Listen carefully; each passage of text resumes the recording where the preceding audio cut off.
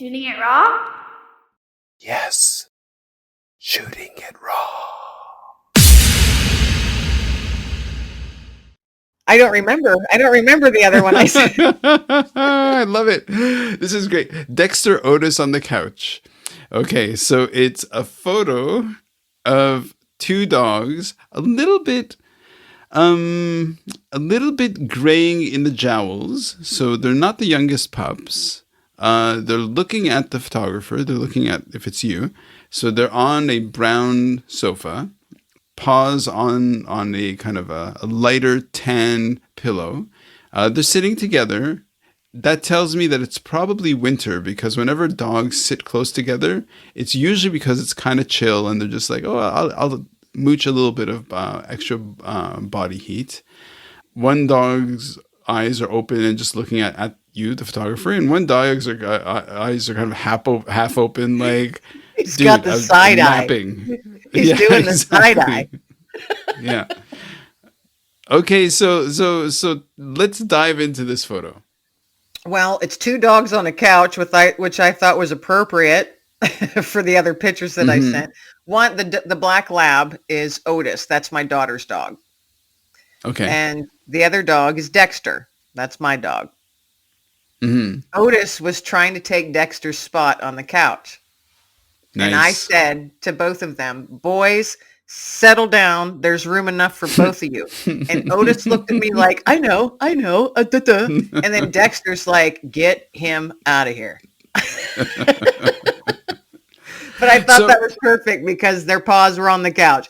Nice. But yeah, they're just, I watch Otis when my daughter, if she has to go somewhere for work or something for a day or two, I'll take care of Otis. So that was at the beginning of the summer that I had Otis with me for a few days. And it's always crazy because it's fun because you got two big dogs. They're both male. They're both used to having all of the attention. Right. So when you have them both, it's like having two little kids and they're constantly nitpicking at each other and trying to get my attention. Well, then that means I have two 100-pound dogs constantly trying to get on my lap. Okay. They're big babies is what they are. So if I may, like what I'm going to do is I'm going to tie it to my life. So I worked for 15 plus years with one of the co-founders of DHL, right? So DHL is massive multinational, arguably a designer of global trade. And the work I did with the co-founders is Po Chung. What I did with Po was we really looked at leadership. And what is leadership? What is service? What is, how do we teach people of the differences between leadership and management and all this thing. And in my house, I have 5 dogs and 4 cats and a kid.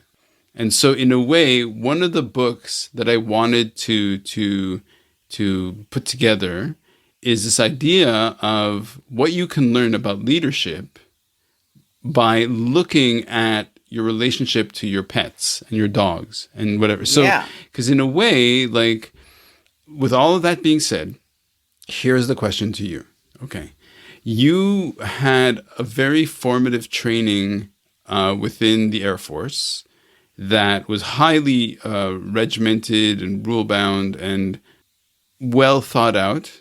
Probably not to say that it was perfect, but then in your house, when you're managing 1 or 2 or let's say 5 dogs, however many, what parallels can you make from your own experience between life in the military, life with dogs, and life as a civilian?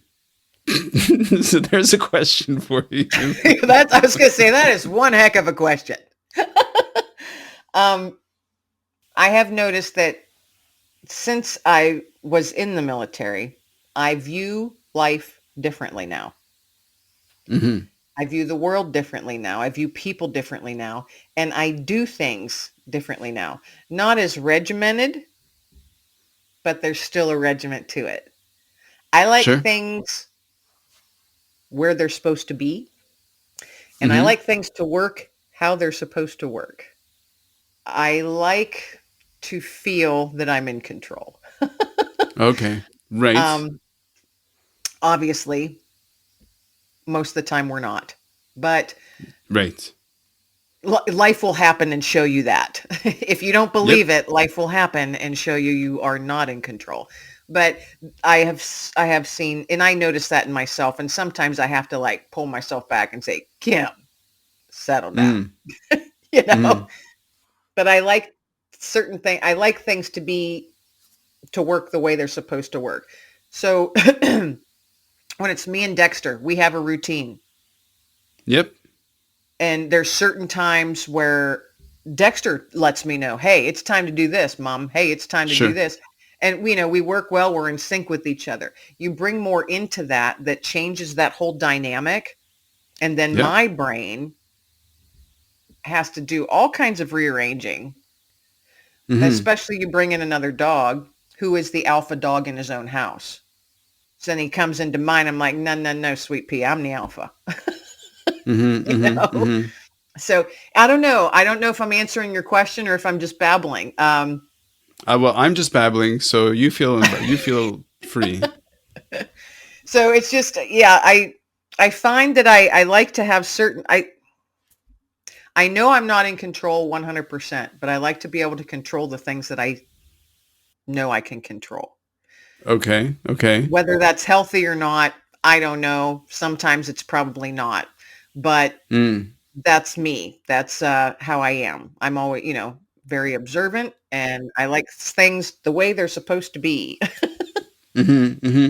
So, like for a dog who like dogs are really great at reflecting the energy back at us, right? So they take their lead from us, and then in a certain extent, like how often do you check yourself again? I know this is going to sound really strange to somebody who doesn't have dogs, just like what the hell are you talking about? But how often do you check your own internal leadership brain or your own internal behavior to sort of say like, oh, what am I learning here because of what Dexter's giving back to me? You know what I mean? Because when you give a certain energy to your dog and they give it back at you, you can either kind of look at it blindly, or as somebody who's very perceptive or sensitive, like how much of who you are is actually learning from Dexter. Like leadership is co-created. Yep. So yeah. Yeah, no, I get where I think I get where you're saying or where you're going with that. Thank you. Um, I think I do.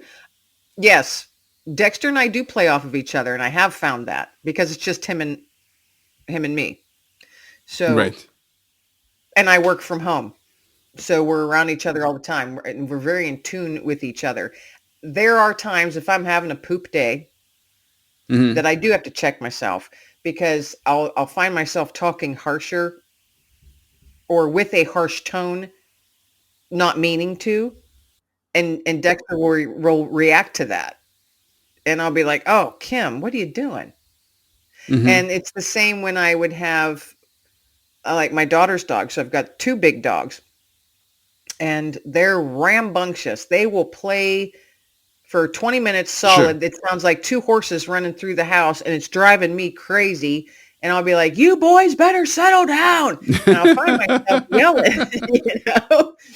And within 20 minutes, they're both passed out on the living room floor taking a power nap. But I know in 10 minutes, they're going to wake up and be at it again because that's just how they are. Sure. It's hilarious to watch, but very tiring for me mentally.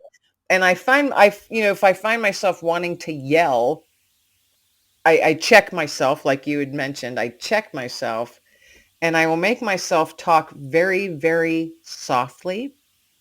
Hmm. So, and I've found that this works. And I told my daughter this and she doesn't believe me at all because she Hmm. says, no, Otis would never listen to that. He's a pain in the blah, blah. And I'm like, Hmm. no, it works. So the dogs will be going nutso. They'll be, jumping and roughhousing and barking and, play biting each other. And two big Yeah. dogs, if anybody's ever witnessed that, it's loud, it's noisy, especially when you're in the house. They're knocking stuff down with their tails because they're both big dogs and Sure. they're not paying attention to me. So I started snapping my fingers because Okay. Dexter is trained with snaps. So he knows Right. when he hears that, oh, mom wants my attention. So he stops and then Otis stops. Then I just snap and they literally would both stop and look at me. And I started talking really soft like this. And I said, boys, you're getting a little loud Mm-hmm. and we got to settle this down. We have to settle down or we're Mm-hmm. going to have to go in separate rooms. And I sit there and give them a lecture in a Yeah. very soft, almost whispering tone. And they both sat there with their little heads tilting from side to side, looking at me like, wow. They're like they're listening to me. And they calmed and they settled and they were no longer being crazy doofuses. Yeah. 'Cause they were like to the point where, they're like, oh my, they're almost to the point of being out of control. And I'm going, someone's going Right. to get hurt, something's going to get broken, and you're both pissing me off. So, you know, but I whispered Mm-hmm. Mm-hmm. and they listened. So, to me, that was a check. And then I found, wow, that works. Holy cow. So I use that all the time now and it Yeah. works. It's amazing. Yeah. It'll be something that you will use in 3 or 4 more years when your toddler is like sticking things in the electrical socket. Right. Yeah. Yeah, it makes perfect sense. I totally hear you. Okay, Kim, so are you working on a new book? A new anthology? I've There might be another one coming called Nice. Paw Prints on the Kitchen Floor. Okay, okay. I like it. I'm on that theme. That's something I am slowly putting together for next year, but I do have a book that I'm hoping to get out by June or July of 2024, which is literally just simply called Nuggets of Hope. And it's going to be Nice. sharing my experiences of Mm-hmm. handing out those nuggets of hope. Yes, nice. Yes. And then in between those stories are little snippets of why you should be kind, why Mm-hmm. kindness matters. I wonder if, so for example, from the view of human interrelations, service and network leadership that I coach and train and stuff, is this idea that a huge part of how we find meaning and feel fulfilled is by giving back, right? So, for example, writing this book as an anthology by welcoming other people's stories is a way of giving to them, a platform. So, I wonder if just as you're writing this book of nuggets of hope, which I totally adore, could once it's out there in the world and people have experienced it, could an anthology of saying, okay, now world, you give back to me how this manifested as a nugget of hope for you, right? Because I think that would validate and inspire you as a community of nutters of hope. That's it. That's what I called you. I called you a nut of hope. Another of hope. What did someone else, they said, I'm not a hope tosser. I peddle hope. I'm a Nice. peddler of hope. And I was like, oh, I kind of like that. Put those words kind of it's kind of fun putting those together. A peddler of hope. For sure. I love it. Yeah. Kim, it's been great. I love sharing your energy. I love your book. Pawprints on the couch. Buy it. Get it. Buy the Yeah, book. buy it. Amazing. I love it. I love it. And yeah, I hope your lung feels better. Every day getting better. Every day getting better. So I am very thankful. Nice. Gratitude is good. And be thankful for your granddaughter and for your daughter and for Dexter and for everything. Absolutely right, because they're all nuggets. There's nuggets of hope everywhere. Okay, well, have a really great night. Thank you. You too. Shooting it raw? Yes. Shooting it raw.